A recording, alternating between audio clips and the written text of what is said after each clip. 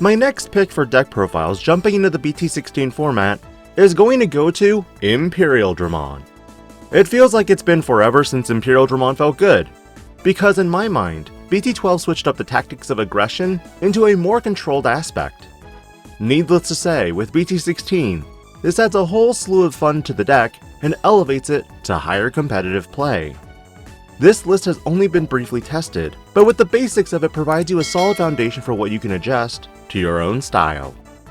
For level 2s, DemiVeemon is every egg for this lineup. No, it's not quite like the BT16 DemiVeemon, but rather, draw power. One thing that DNA decks tend to suffer from is resource management. But unlike Valkyriemon Ace and Vikemon Ace, who are severely lacking in cohesion for draw power, Imperialdramon gets all the goodies for this one. BT12 DemiVeemon when attacking, once per turn if you have a green Digimon in play, draw 1. Considering your level 5s and 6s are all dual color green, this makes this a fantastic pick.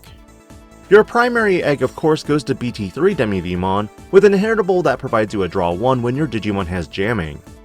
Again, like BT12 DemiVeemon, this is reliant on your stack mostly being level 5 or higher, in which case you have one level 4 that has passive jamming.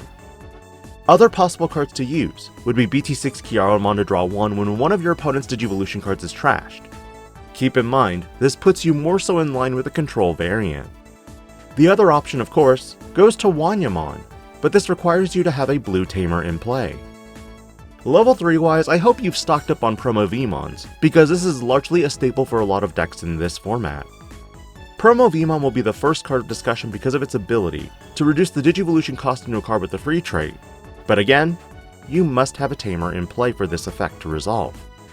Conveniently, these also give you draw power when you attack if the Digimon in question has 2 or more colors.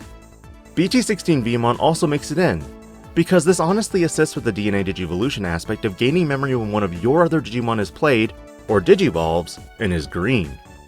For the rest of the lineup, it's all Veemon and Wormmons from BT12, who can find a free trait Digimon or Imperialdramon, and their respective Tamer in name. Wormmon can find a Tamer with Kenichi Joji in its name, while Veemon finds Davis Motomiya. Because your deck has Tamers with both these names, searching for it is very likely. As I mentioned, one of the important things with DNA Digivolution decks is to maintain your resources, and unlike the other two decks, Imperialdramon is loaded with resource management and draw. The level 4s are no different in that you run Stingmon and exveemons.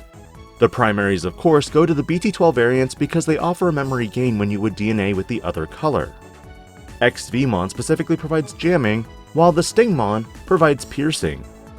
When it comes to the last 4 slots, there are only 2 options that every player should be defaulting to. EX1 exveemon has not only inheritable jamming for your Imperialdramon or free trait Digimon, but also provides a passive jamming.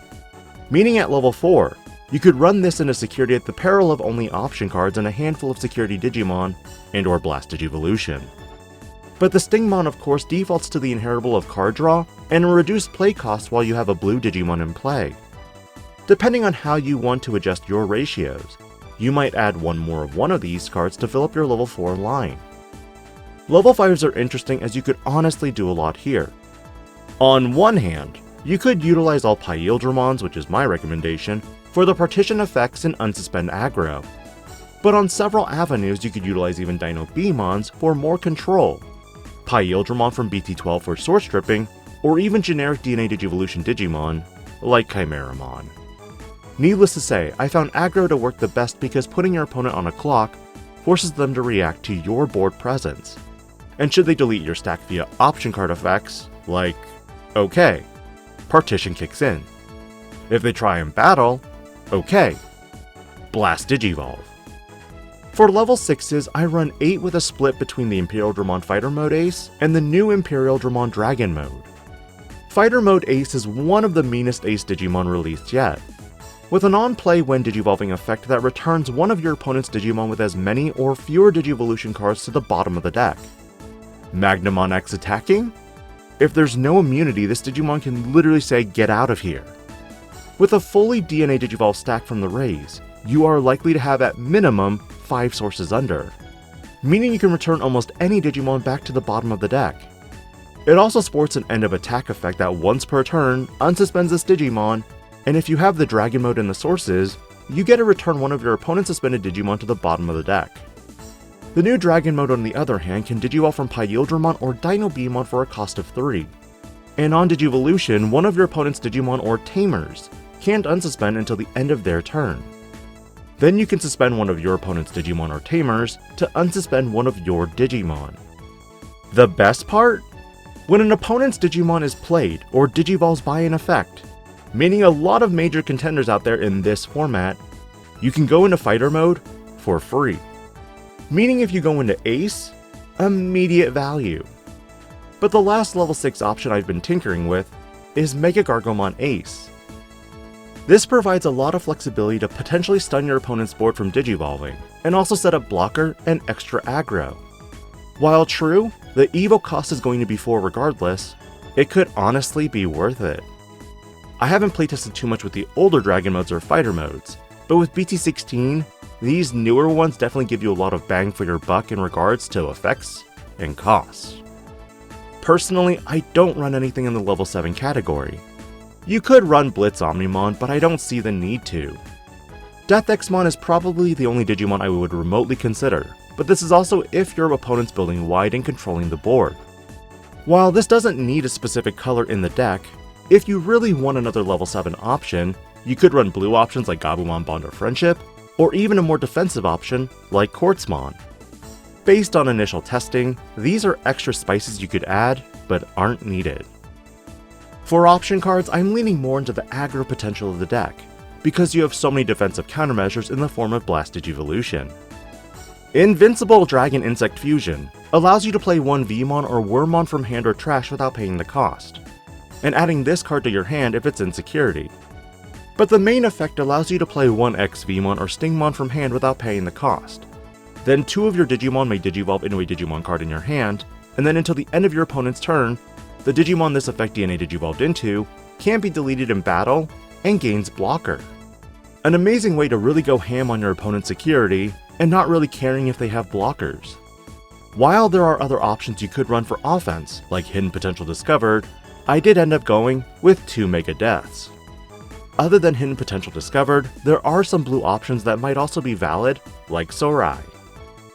Lastly, Tamers in the form of 1 BT3 Davis Motomiya, and 4 Davis Motomiya and Kenichi Joji from BT16. Davis is awesome in that he helps you find potentially 2 pieces to your hand off the top 3 cards. 1 green, 1 blue. This is one element that is honestly missing for the other decks. Can you imagine if Yoli could add a red and yellow Digimon? I just feel bad for Cody at this point because he'd only be able to add a yellow or blue Digimon, considering the newer lines add black as well. Davis is also amazing in that he's a memory fixer. But the real value comes in the form of BT16 dual Tamers for the fact that at the start of main phase, you play one veemon or wormmon from hand without paying cost. If that Digimon is still out at the end of your opponent's turn, it returns to your hand. One nifty thing about DNA Digivolving is it resets the Digimon status on the battlefield, meaning once you DNA, it's a whole new Digimon. On your turn, when one of your Digimon Digivolves into a blue or green Digimon, by suspending this Tamer, gain 1 memory. If DNA Digivolving, trash 3 Digivolution cards. Any 3 Digivolution cards of your opponent's Digimon. While not as reactive on your opponent's turn like say Zudomon Ace, the fact that you can trash any 3 sources is huge. Honestly, there aren't any substitutions I'd recommend in the Tamer category because deck space is tight. If you want to try and get to 3 memory more, tossing one of your options for a second Davis might be your thing. Test-wise, I found decks with wide board DP reduction to be problematic, at least in the initial setup stages on your board. Rapidmon and Yellow Vaccine were 2 decks that could do this fairly often considering your level 4 lineup typically sits in the 4000 DP range. In my opinion, finding your Tamers is what you want to see in your opening hand because these can float out a body at the start of your turn. While removal doesn't impact this deck as much moving forward, Partition's effect can be countered in the form of Simple Battle. This is where your ace Digimon can come in extremely handy, as a defensive measure to pump you up more, or bounce the Digimon to the bottom before battle even takes place. And again, Moving forward on the channel, you may think my deck profiles are a little basic and lack spice. My view objectively is to provide a strong foundation of the understanding of the deck, why some cards are run over others, and what you can do to spice it up. Generally speaking, Imperialdramon is going to be one of the top competing decks alongside Magnamon X, at least based on the data I've looked at for Japan's meta. In BT17, this deck gets a few more upgrades, so whether you want to play it in BT16, definitely pick up the pieces for cheap in preparation for that format as well. What were your thoughts on some of the choices I made in today's deck profile, and what other spices are you adding in? Let me know in the comments, because BT16 is almost here. This is DIGI-PANDA, logging out.